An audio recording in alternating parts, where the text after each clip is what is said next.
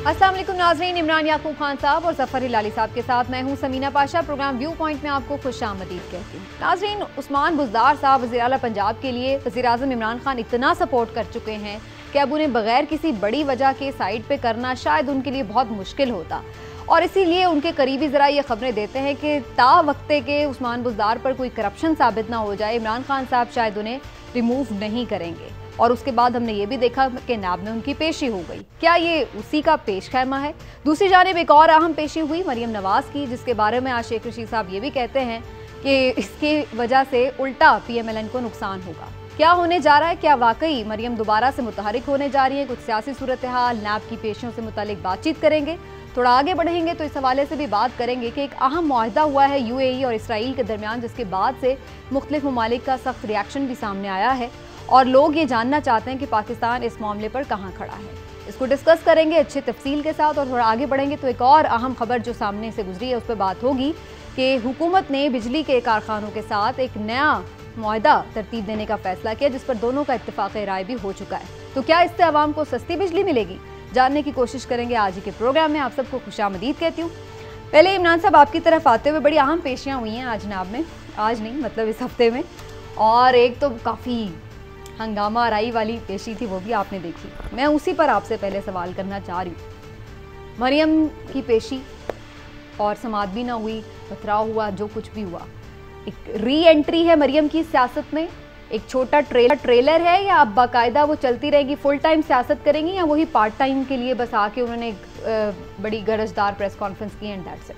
बिस्मिल्लाहिर्रहमानिर्रहीम। मैं समझता हूँ ये एंट्री है, और री एंट्री इस तरह की नहीं है कि शायद वो दोबारा आके उसी तरह से वो शुरू हो जाएंगी। ये एक री एंट्री है इस तरह से कि वो उन्होंने, वो कहते हैं ना झलक दिखला जा, तो वो आके अपनी झलक दिखला गई हैं, वो बता गई हैं कि मैं ये भी कर सकती हूँ और इस तरह भी होगा। और ये सारा जो है ना, इसमें आप देखें कि मैं शेख रशीद साहब से बिल्कुल भी मुत्तफिक नहीं हूँ। वो ज़रूर फुटजड़ियाँ छोड़ते हैं, अपनी बातें करते हैं, लेकिन मैं समझता हूँ कि इसका 100% फ़ायदा मरियम नवाज को और मुस्लिम लीग नून को हुआ है। मरियम तो चुप करके दही खा के अपने घर बैठी हुई थी, वो तो कहीं उनका ना जिक्र था ना।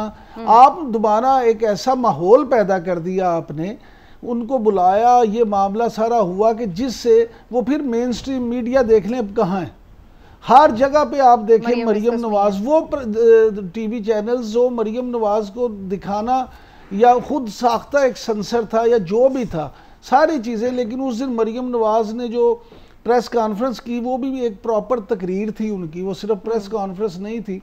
और उसके अलावा सारा दिन वो स्क्रीनों पे रही। और फिर नहीं, मुझे उन्होंने बात की तो चैनल्स ने दिखाया, उससे पहले वो खामोश थी तो नहीं दिखाया। लेकिन मैं एग्जैक्टली आपको सुनवा देती हूँ शेख साहब क्या कह रहे हैं, क्योंकि उनका इशारा कुछ शहबाज शरीफ साहब की तरफ भी था। वो ये कह रहे हैं कि वो लोग तो ये तासुर दे रहे थे ना कि जी अगर मरियम बोलेंगी तो शायद डील खराब हो जाएगी, कोई नवाज शरीफ को नुकसान पहुंच जाएगा। लेकिन बात कहाँ तक जाएगी, जरा शेख साहब से सुनिए।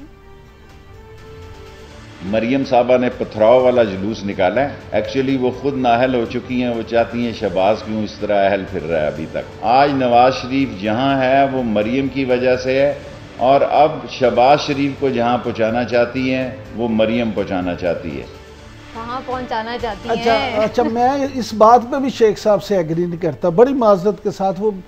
वो इसलिए नहीं करता कि जनाब बात यह है कि मरियम उन्हें कहाँ पहुंचाना चाहती है। मरियम के इस अमल से शहबाज शरीफ ज़्यादा मजबूत होंगे, क्योंकि शहबाज शरीफ का जो नैरेटिव है उसको मज़ीद तकवीत मिलेगी कि देखें अगर हम शहबाज शरीफ को सपोर्ट नहीं करते और मरियम दोबारा आ जाती हैं तो वो तो फिर मामला मज़ीद ख़राब होगा। इसलिए मैं समझता हूँ कि ये, मैं शुरू दिन से कहता हूँ कि नवाज शरीफ और शहबाज शरीफ सोच समझ के फैसले करते हैं और मिल के करते हैं, और इसीलिए वो प्रेस कॉन्फ्रेंस में नहीं बैठे जानबूझ के। हाँ जी, ये सारा गुड कॉप बैड कॉप वाला मामला। लेकिन एक और अहम पेशी भी हुई हिलाली साहब, और वो थी उस्मान बुज़दार साहब की।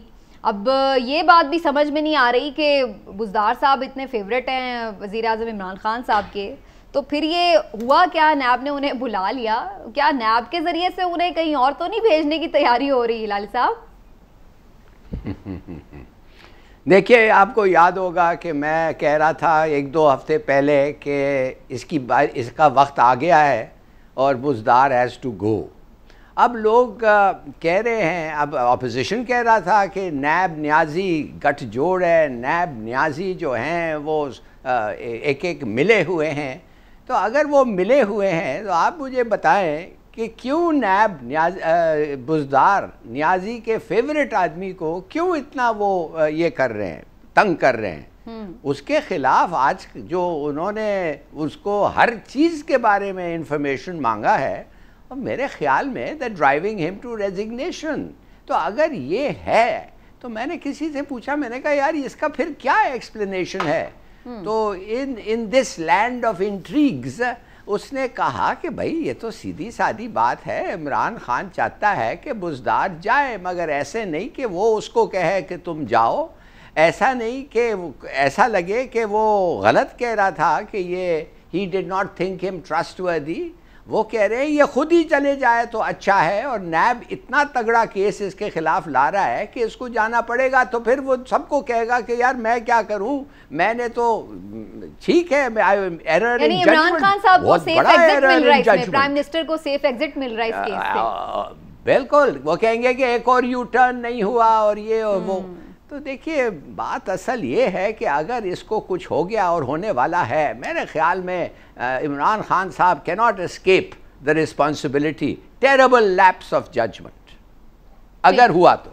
अच्छा, लेकिन अगर ये इस पे बहुत बड़ा है, क्योंकि अभी तक बहुत सारे लोग ऐसे हैं जो इस बात पे रुके हुए हैं कि वो नहीं जा रहे। मैं दोबारा से ज़रा शेख साहब को सुनवा दूं, क्योंकि इमरान खान साहब के ज़ाहिर है वो भी बड़े करीब माने जाते हैं, लेकिन उनका ये ख्याल है कि बुज़दार साहब को सब तय खैर है। उस्मान बुज़दार कहीं नहीं जा रहा। जब तक इमरान खान उस्मान बुज़दार के साथ खड़ा है, उस्मान बुज़दार को सत्ते खैर हैं। सत्ते खैर हैं इमरान साहब? देखिए जी, मैं शेख रशीद साहब की इस बात से मुत्तफिक हूँ। अच्छा। वो इसलिए कि मैं ज़ाती तौर पे भी समझता हूँ कि जब तक इमरान खान साहब उनके मुकम्मल सपोर्ट कर रहे हैं, उस वक्त तक उनके लिए वाकई सत्ते खैर हैं, उन्हें कुछ नहीं होता। और अभी तक इमरान खान साहब जो हैं उन्होंने बुज़दार साहब के सर से अपना हाथ हटाया नहीं।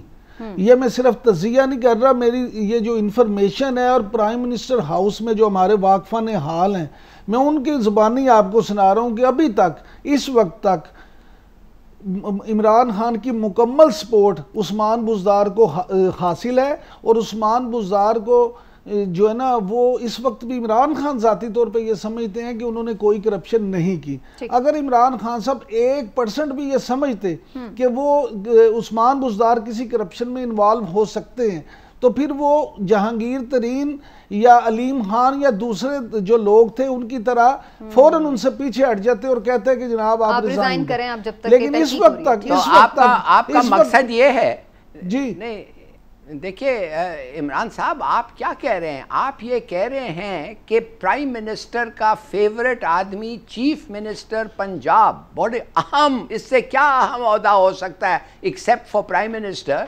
उसके पीछे नैब वैसे ही लगी हुई है, कोई सबूत नहीं है। अच्छा, ऐसे ही उन लोग उन्होंने कहा कि यार इसको तंग करो, ये क्या बात है यार? I don't believe this। Hilali साहब, मैंने तो नहीं ये कहा कि नैब ऐसे ही लगी हुई है, मैंने ये कहा कि आपके हर दिल अजीज वजीर आज़म, मेरे हर दिल अजीज वजीर आज़म इमरान खान साहब ये समझते हैं कि अभी तक उस्मान बुज़दार साहब मासूम हैं।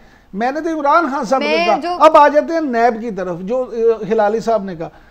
नैब की जो उस दिन की पेशी है, अगर आप वो सवालनामा देखें तो जिस केस में बुलाया गया था, बहुत सारे सवाल उस केस से तो रिलेटेड ही नहीं है। वो सवालनामा जो है उसमें ज़्यादा सवाल तो ऐसे हैं कि जैसे उस्मान बुज़दार साहब को उन्होंने एसिड बियॉन्ड मींस के केस में बुलाया हो। और आपको एक और बात बता दूं हिलाली साहब, कि जब इन्होंने पेश होना था उससे पहले जो चीफ मिनिस्टर का ऑफिस है 7 क्लब रोड पे, वहाँ पे 1.5 घंटा की मीटिंग हुई। वहाँ पे माहिरीन कानून जो थे वो मौजूद थे। सब बात सीख लेंगे इमरान साहब। जो मेरा पॉइंट था ना, मेरा ख्याल है जो हिलाली साहब भी शायद आपसे पूछना चाह रहे हैं, शायद मेरा ख्याल है वो ये कि क्या आपके ख्याल से इमरान खान के आशीर्वाद के बगैर ही उन्हें इतना बुला लिया गया है? क्या उनकी कॉन्सेंट नहीं होगी इस बात में? वो मेरा ख्याल है वो ये जानना अच्छा, मैं ज़ाती तौर पे समझता हूँ कि बुज़दार साहब को नैब ने, उस्मान बुज़दार को इमरान खान की कॉन्सेंट के बगैर बुलाया। इमरान खान साहब की इसमें कोई मर्जी शामिल नहीं है। और वो लोग जो ये चाहते हैं कि उस्मान बुज़दार पंजाब में वज़ीर आला ना रहें, उनके बहुत सारे इशारे जो हैं वो मौजूद हैं, लेकिन इमरान खान अभी इस गेम में उस तरह से शामिल जी। हिलाली साहब, आप इसमें कमेंट कर लें और मुझे बस इसमें ऐड कर दूं। चलें आप बात कर लें, फिर मैं सवाल yes. जी। Yes, okay. मैं सिर्फ एक चीज़ कहना चाहता हूँ, मैं नहीं कहता हूँ कि इमरान खान ने कहा है उनको कि इसके पीछे लगो, नहीं, मैं सिर्फ ये कहना चाहता हूँ कि एक रिस्पॉन्सिबल इदारा जिसकी रेपूटेशन इतनी अच्छी नहीं है, जिसके बहुत सारे लोग जिनके पीछे ये लगे हैं वो निकल गए हैं, उसको क्रिटिसिज्म हुआ है फॉर दिस रीज़न, वो इस तरीके से इसके पीछे लगी हुई है जैसे वो तो तुले हुए हैं कि है हमारे पास और हम प्रूव करना चाहेंगे, तो फिर भी आप कह रहे हैं कि ये बचा सकता है। बचा तो नहीं सकेगा इमरान खान अगर वो निकला है, इसलिए कि वो लीक होगा और फिर तो इमरान खान के लिए बहुत बुरा होगा। अच्छा हिलाली साहब, मैं फिर आपसे अर्ज करूंगा कि मैं ये नहीं कह रहा कि इमरान खान बचा लेंगे, मैं कह रहा हूं कि अभी तक इमरान खान उनको मासूम समझते हैं, लेकिन कुछ निकल आया तो वो उनके अगर वो निकल आया, अगर उसके खिलाफ कुछ निकल आया तो इमरान खान कभी भी उनके साथ उस ऐसी सूरत में खड़े नहीं होंगे।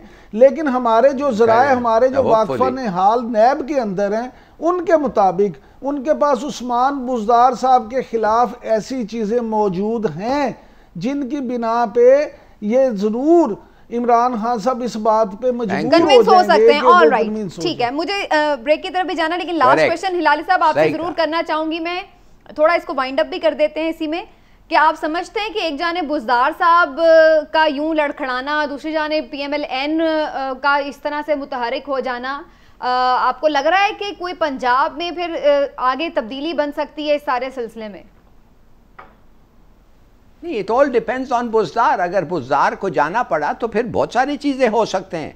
अच्छा, मगर मैं नहीं समझता कि ये इसलिए हो रहा है कि कुछ उनको पता है। हाँ, नहीं, मेरे ख्याल में ये जो इमरान ने कहा है ना, ये बहुत बड़ी बात है।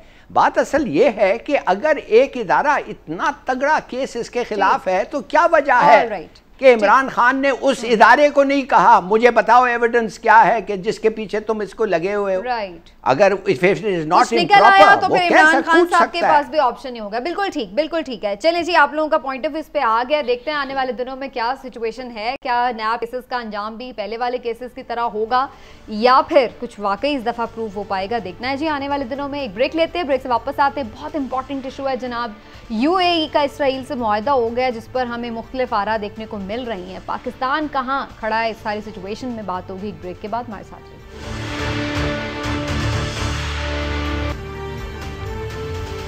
वेलकम बैक नाजरीन, बड़ी खबर है, आप लोगों की नज़र से गुजरी होगी कि इसराइल के साथ UAE यानी मुत्तहदा अरब अमारात का एक मुआहदा हो गया है और खुद डोनाल्ड ट्रंप साहब ने इसकी ना सिर्फ ये अनाउंसमेंट भी की बल्कि बड़ी मुबारकबाद भी दी। कुछ ममालिक ने इस पर बड़ा खैर मकदम किया, लेकिन कुछ ममालिक की जानिब से बड़ी तनकीद भी की गई। और कुछ हम अगर ओवरऑल रिएक्शन की बात करें तो हमें नज़र आता है कि लोग कुछ गम गुस्से का इजहार कर रहे हैं कि आपने जो फ़लस्तीनियों की जद्दोजहद है उसको सबूताज किया है, और कुछ लोग ये चाहते हैं कि तमाम मुस्लिम ममालिक इस मामले पर एक नज़र आएँ, जबकि कुछ लोग ये भी कहते हैं कि हर मुल्क अपने मफाद की खातिर जो उसके इंटरेस्ट को सूट करता है उसके मुताबिक चलता है दूसरे ममालिक के साथ, तो ये हम नई पाबंदी लगा सकते किसी पर। लेकिन हकीकत है क्या पाकिस्तान कहाँ इस सारी सिचुएशन में खड़ा है, जानने की कोशिश करते हैं।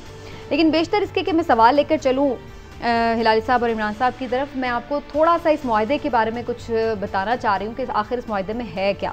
तो जनाब, इस मुआहदे के तहत अब इसराइल और मुत्तहदा अरब अमारात के वफूद आपस में मुलाकातें करेंगे। सरमायाकारी, सयाहत, सलामती, मवासलात, टेक्नोलॉजी, तवानाई, सेहत, सकाफत, माहौलियात और दीगर मामलात पर मुआहदे किए जाएंगे। इसके साथ साथ सिफारत खानों के क़याम के हवाले से भी मुआहदे किए जाएंगे। मशरिक़ वस्ता के दो सबसे मुतहरिक माशरों और जदीद मईशतों के दरमियान बराह रास्त ताल्लुकात के कायम होने से ख्याल ये है कि माशी तरक्की होगी और आवाम के आपस में ताल्लुकात बेहतर होंगे, ख़ित्ता बदल जाएगा और इसराइल पर अपनी खुद मुख्तारी के दावे के ऐलान को मुअत्तल भी करेगा जो फ़लस्तीनी इलाकों पर उसकी है मुजव्वज़ा। तो ये जनाब सारी सूरत हाल है। क्या वाकई ऐसा होने जा रहा है या इसका पर्सपेक्टिव कुछ और है, क्योंकि बहुत सारे लोगों के इसके साथ इमोशंस भी जुड़े हुए हैं, जानने की कोशिश करेंगे। और हिलाल साहब, आपकी तरफ आते हुए आपको क्या लग रहा है सर, इस मुआहदे पर तनकीद भी बड़ी हो रही है, लोग कह रहे हैं कि फ़लस्तीनियों की जद्दोजहद को यहाँ पर सबूताज किया गया है और तमाम मुस्लिम ममालिक को फ़लस्तीनियों के साथ खड़ा होना चाहिए, ना कि इसराइल के साथ। देखिए, सीधी सादी बात है, फ़लस्तीनियों ने कहा कि हमें फ़लस्तीन चाहिए, ये तो उनका हक है ना, और इजरायलीज़ ने कहा कि जिधर तुम फ़लस्तीन बनाना चाहते हो वो सब ज़मीन हमारा है, लिहाजा डेडलॉक हो गया। तो क्या अब डेडलॉक हो गया, ये क्या ड्रॉ हो गया? नहीं, इजरायलियों ने इससे पहले जेरूसलम जो उन्होंने कहा था, जो फ़लस्तीन ने कहा था वो हमारा दारू खिलाफा होगा, इजराइल ने उसको तो ले लिया है और कहा कि वो हमारा दारू खिलाफा है।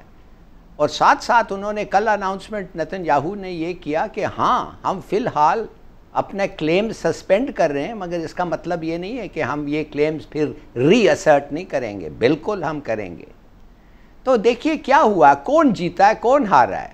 सीधी बात यह है कि यूएई तो उनको जो शायद चाहिए था ट्रेड मिल गया, टूरिस्ट अभी आएंगे धड़ाधड़ इजराइल से, और उनको पॉलिटिकल और मिलिट्री सपोर्ट इजराइल का मिल गया, इसलिए कि आपको पता है कि वो ईरान से तो बहुत खौफ डरते हैं।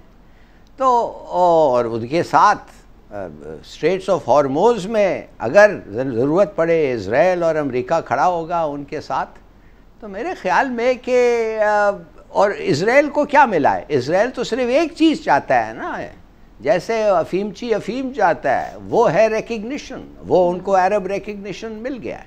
नतीजा ये हुआ है OIC टूट गया है, total split in the OIC, तुर्की और ईरान एक तरफ, UAE, इजिप्ट, ओमान दूसरे तरफ, और ये जो कॉन्सेप्ट है उमा का ये तो ख़त्म ही हो गया है। मैं तो समझता हूँ कि अब इसके बारे में जिक्र भी करना मुनासिब नहीं होगा, ये उमा है ही नहीं, it's not a unified body. अब आप कुछ और सोचें, कुछ और टैक्टिक्स निकालें, ये नहीं। एक सेकंड में हिलाल साहब दोबारा भी आपकी तरफ आती हूँ, आपने बड़े इंपॉर्टेंट पॉइंट इसमें उठा दिए हैं कि उम्मा क्या सिरे से ख़त्म ही हो गई है क्या, जो इस्लामिक OIC जो इस्लामी ममालिक का इत्तेहाद था, क्योंकि हमने सिर्फ देखा है कि मलेशिया ने, ईरान ने और तुर्की ने खुल के स्टेटमेंट दिया इसराइल के बारे में। तुर्की ने ये तक कहा है इमरान साहब कि हम उनसे सफारती ताल्लुकात भी मुअत्तल कर सकते हैं। ईरान ने भी कहा है कि आपने खंजर घोंपा है फ़लस्तीन के ऊपर। इसी तरह मलेशिया का भी स्टेटमेंट है। लेकिन इन तीन ममालिक के अलावा कोई इस्लामिक कंट्री समेत पाकिस्तान, हमने भी कोई खुल के बहुत रद्दमल नहीं दिया।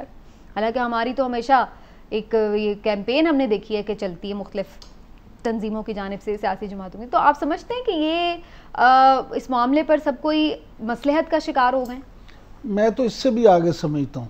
मैं समझता हूँ, आप देखिएगा अभी कुछ देर के बाद मजीद अरब ममालिक जो हैं वो भी उनके साथ अपने ताल्लुकात बहाल कर रहे हैं। हाँ जी, ये सब कुछ ऐसे अचानक नहीं हुआ समझना। ये 90 की दहाई में जब मामला ये शुरू हुआ था, सबसे पहले जब UAE ने फाइटर तैयारे लेने थे अमेरिका से, तो इसराइल उस पर एतराज़ करता था कि जनाब हम ये इसको अमेरिका ना दे।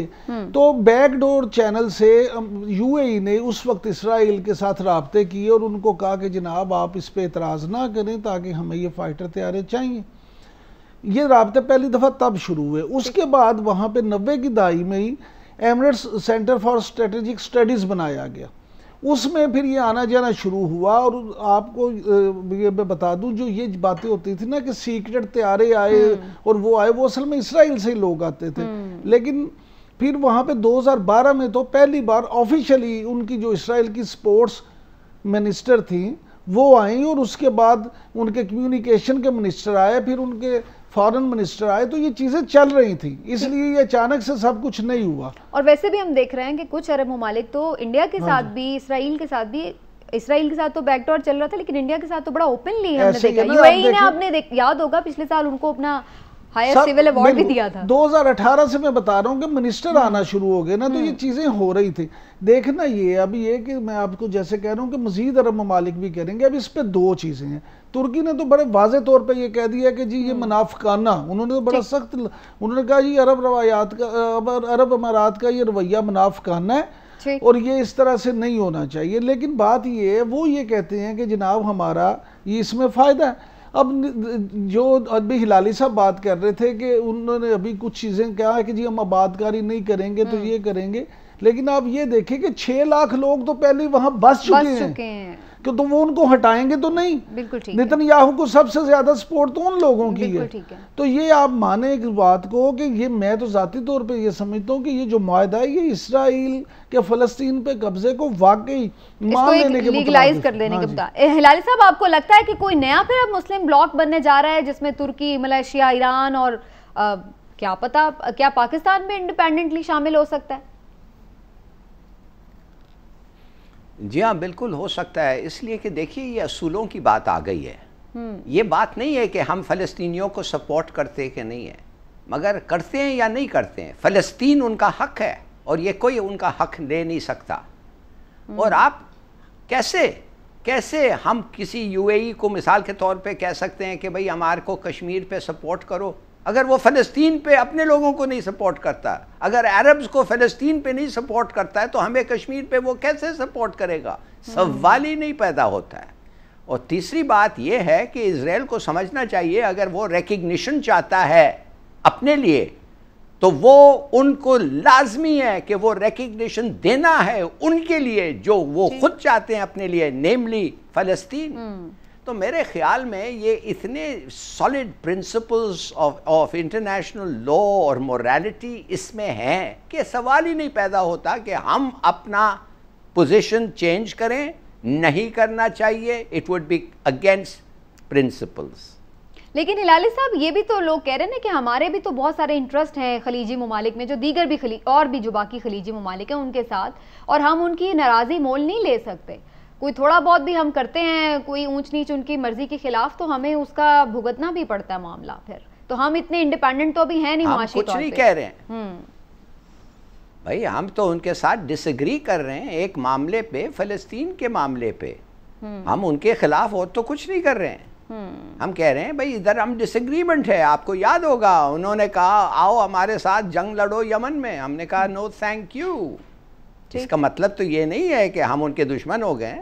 हमने कहा नो, इट डजंट वर्क, इसलिए कि प्रिंसिपल्स आर इन्वॉल्व। आप किसी मुल्क पे जाके खामखा दूसरे के लिए हमला नहीं कर सकते, खास तौर अगर वो मुसलमान मुल्क हो, खास तौर अगर उसके लेकिन ऐसा मैं एक चीज पे आपका कमेंट दोनों का जरूर लेना चाह रही हूँ, वो ये कि आप लोग तो इस चीज को जा रहे हैं कि जैसे पाकिस्तान चल रहा है वो ठीक है, लेकिन शीरीन मज़ारी साहिबा और कुछ और हलकों की जानिब से तनकीद भी हो रही है दफ्तर खारजा के ऊपर कि आप बहुत सारे मामलात को ठीक तरह से लेकर नहीं चल रहे हैं। शीरीन मज़ारी साहिबा का आज का स्टेटमेंट है, मैं आप लोगों को चाह रही हूँ, फिर आप लोगों का एक एक कॉमेंट उस पर जरूर।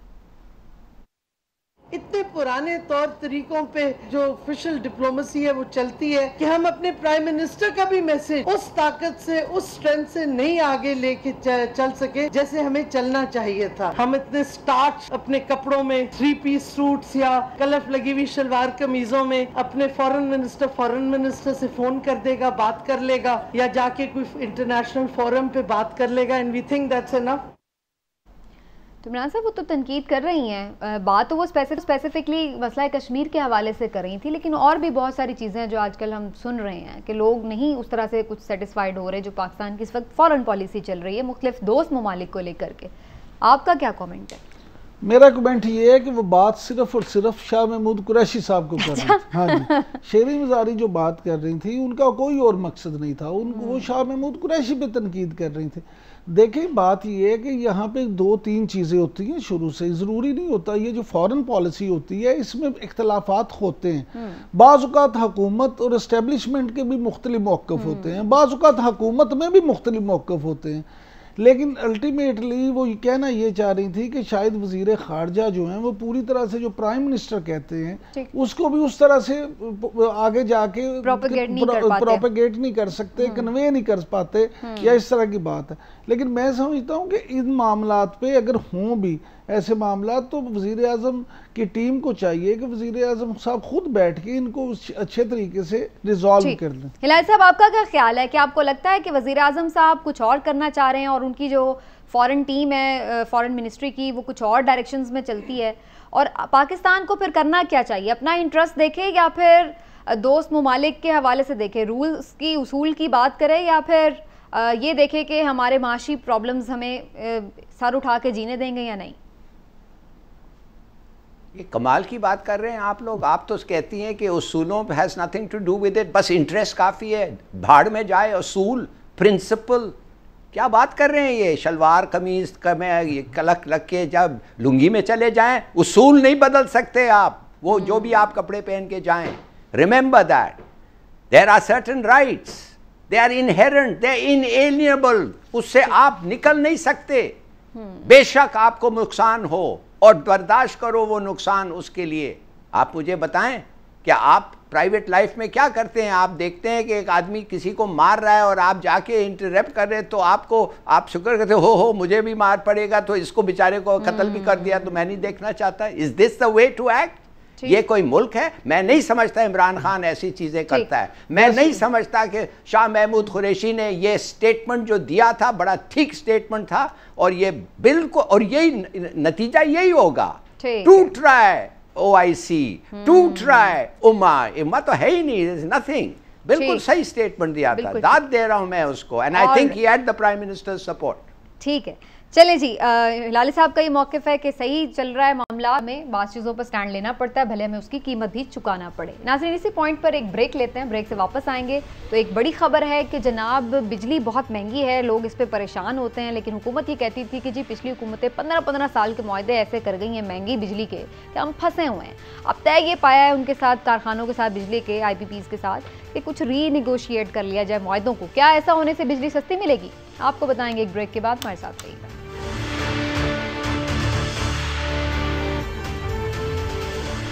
वेलकम बैक नाजरीन। बिजली बनाने वाली कंपनीज के साथ क्या हुकूमत पाकिस्तान नए मुआहदे कर पाएगी और उससे क्या बिजली सस्ती हो पाएगी या नहीं, ये इस सेगमेंट में डिस्कस करेंगे इमरान साहब। जैसे मैं ब्रेक पर जाने से पहले उसका बता ही चुकी हूँ कि आज तक तो हम यही सुनते रहे कि ये हुक्मरान कहते थे जी पुराने मुआहदे हुए हैं तो बिजली महंगी मिलेगी और उसमें बड़े फ्लॉज हैं उन मुआहदों में।